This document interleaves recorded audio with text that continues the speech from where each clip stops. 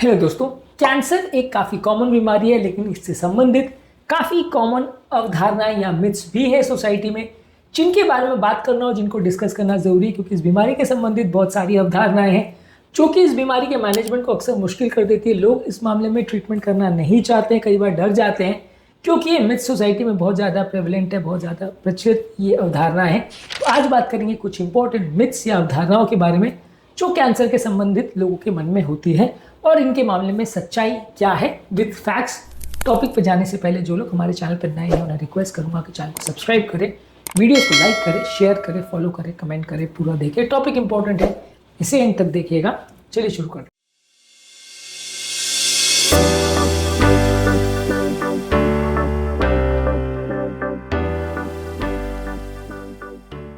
सबसे पहला मिथ है कैंसर लोगों को लगता है कि ये एक डेथ सेंटेंस है।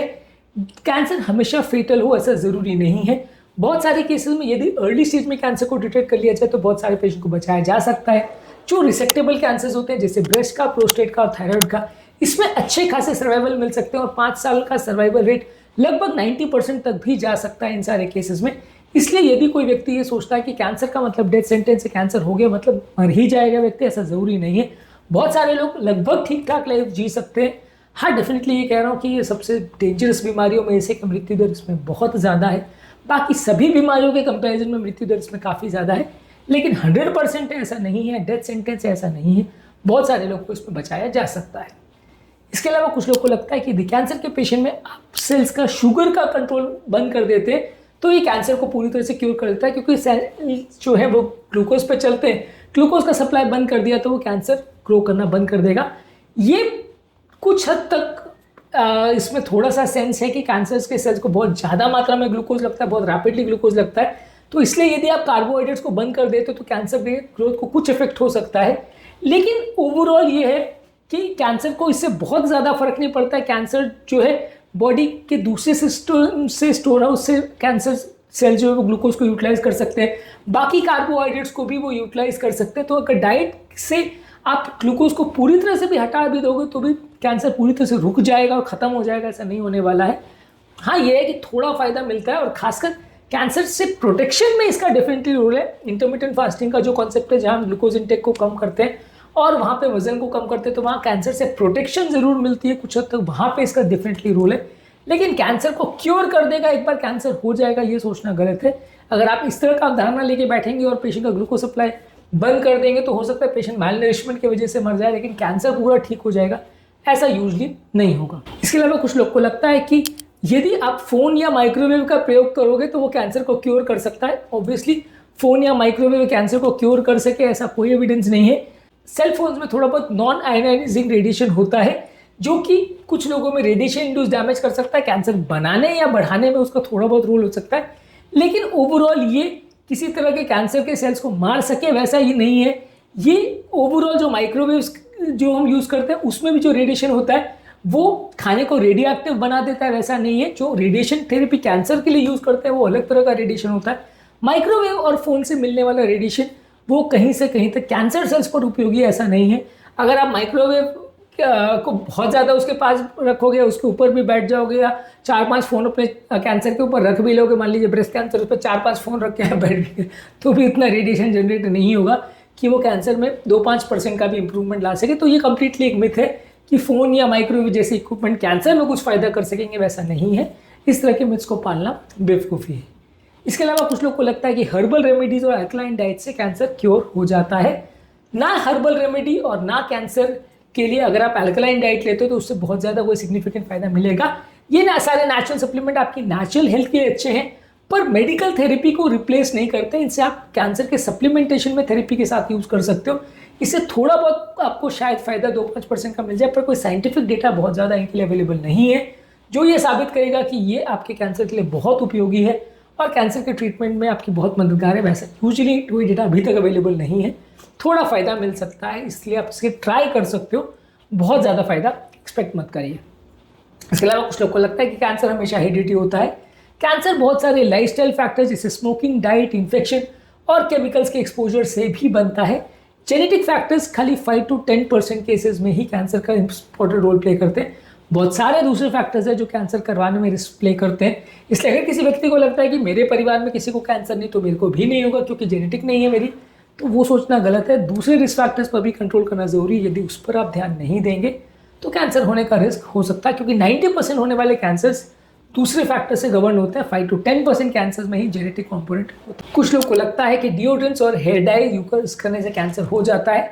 डिओड्रेंट्स के साथ तो देखिए उसमें केमिकल्स रहते हैं, जो हेयर डाई रहते हैं उसमें भी केमिकल्स होते हैं। अलग अलग तरह के केमिकल्स अलग अलग तरह का इफेक्ट क्रिएट कर सकते हैं, पर कोई क्लियर कट डेटा अवेलेबल नहीं है कि हर हेयर डाई और हर जो एंटीपर्स्पिरेंट या डिओड्रेंट आप यूज़ करोगे सबसे कैंसर हो जाएगा, वैसा यूज नहीं है। अगर नेचुरल या पैराबेन फ्री डिओड्रेंट या हेयर डाई का प्रयोग करेंगे तो ज़्यादातर दिक्कत नहीं आएगा। उसमें एक पैराबेन करके केमिकल होता है जिसके साथ थोड़ा कैंसर का रिस्क हो सकता है। अगर वो नहीं है तो ज़्यादातर केस में वो सेफ है और ज़्यादातर दिक्कत नहीं करेगा। हाँ, अलग अलग ब्रांड्स के अलग अलग चीज़ों में अलग अलग केमिकल्स हो सकते हैं, तो हर एक की सेफ्टी तो आप गारंटी नहीं कर सकते। पर अगर नेचुरली अच्छा सा बनाया हुआ प्रोडक्ट है और उसमें बहुत ज़्यादा हार्मफुल केमिकल्स का प्रयोग नहीं किया तो मोस्टली आप इसको सेफ प्रिज्यूम कर सकते हैं। पर आज के डेट में किसी भी प्रोडक्ट की 100% गारंटी लेना बड़ा मुश्किल है।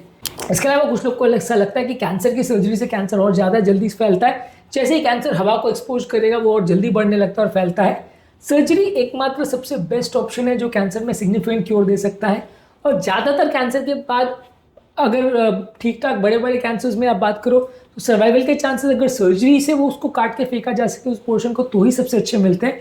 जहाँ सर्जरी पॉसिबल नहीं होती तो वहाँ बहुत सारे लोग को बचा पाना अक्सर मुश्किल होता है, एक्सेप्ट फॉर ब्लड कैंसर्स। तो इसलिए सर्जरी को अवॉइड करना ये सोच के कि उससे कैंसर बढ़ जाएगा वो पूरी तरह से गलत है। सर्जरी ही एकमात्र चीज़ है जो सबसे अच्छे क्योर रेट्स देता है। तो अगर सर्जरी फीजिबल है तो किसी डर या अवधारणाओं की वजह से उसको टालें नहीं। अगर पॉसिबल है तो जितना जल्दी उसको करें ताकि वो स्टेज पर ना पहुंच जाए कैंसर जहां सर्जरी भी पॉसिबल ना हो। कुछ ऐसी बातें भी लोग करते हैं कि अगर किसी व्यक्ति का विल पावर बहुत अच्छा है, वो पॉजिटिव सोचेगा तो कैंसर को क्योर कर देगा। मेंटल वेलबींग होना जरूरी है, वो आपके क्योर रेट्स में कुछ हद तक मदद करेगा। आपका डिप्रेशन अगर ज़्यादा रहेगा तो आपके सर्वाइवल के चांसेस कम हो जाएंगे। आप दवाइयाँ भी उतने अच्छे से नहीं ले पाओगे, थेरेपी के लिए भी नहीं जा पाओगे। डेफिनेटली उसका इंपॉर्टेंट रोल जरूर है, लेकिन वो कैंसर को क्योर कर देगा ये आप सोचोगे तो डेफिनेटली वो गलत है। इसके अलावा कुछ लोग को लगता है कि कीमो और रेडियोथेरेपी ही कैंसर के केस में सब कैंसर में वही ऑप्शन होता है, ज़्यादातर केस में कुछ नहीं होता। हर कैंसर में अलग अलग तरह की थेरेपीज होती है। अगर सर्जिकली रिसेक्टेबल है तो सर्जरी करेंगे, जहाँ कैंसर फैल चुका है वहाँ कीमोथेरेपी करेंगे, अगर ट्यूमर को श्रिंक करना है तो वहाँ रेडियोथेरेपी करेंगे। कुछ स्पेसिफिक कैंसर में इम्यूनोथेरेपी करते हैं, कुछ ब्रेस्ट और प्रोस्टेट कैंसर में हार्मोन थेरेपी करते हैं। तो हर तरह के कैंसर का थेरेपी अलग है, सब में कीमो और रेडियो चलता है ऐसा नहीं है। अलग अलग कैंसर के लिए अलग अलग तरह की थेरेपीज होती हैं। और लास्ट और फाइनल मिथ जिसके बारे में आज बात करेंगे, किसी लोग को लगता है कि यदि उनको अच्छा फील हो रहा है और कोई कमजोरी या सुस्ती का एहसास नहीं हो रहा तो कैंसर नहीं हो सकता और उनको स्क्रीनिंग और टेस्टिंग करवाने की कोई ज़रूरत नहीं।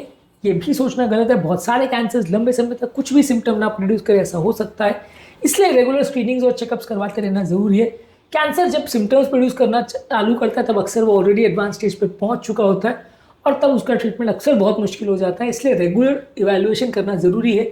यदि कोई लक्षण नहीं भी है तो भी इवैल्यूएशन करना ज़रूरी है, क्योंकि बहुत सारे ऐसे कैंसर्स होते हैं जो बिना कोई साइन एंड सिम्टम के सडनली बढ़ जाते हैं और आपको पता नहीं चलता है। इसलिए साइन और सिम्टम्स का वेट करोगे तब टेस्ट कराने जाओगे, अक्सर काफ़ी लेट हो जाएगा। इसलिए इस तरह की अवधारणाएं मत रखिए। आज के टॉपिक में हमने बात करी कि यदि किसी व्यक्ति को कैंसर है तो क्या उससे संबंधित इंपॉर्टेंट मिथ्स या अवधारणाएं हैं और इस मामले में क्या सच्चाई है, इस बारे में हमने बात करी। उम्मीद करूंगा कि आज के टॉपिक में कुछ नई बातें जानने को मिली होगी। चलो हमारे चैनल पर नए हैं उन्हें रिक्वेस्ट करूंगा कि चैनल को सब्सक्राइब करें, वीडियोस को लाइक करें, शेयर करें, फॉलो करें, कमेंट करें, पूरा देखें। Thank you.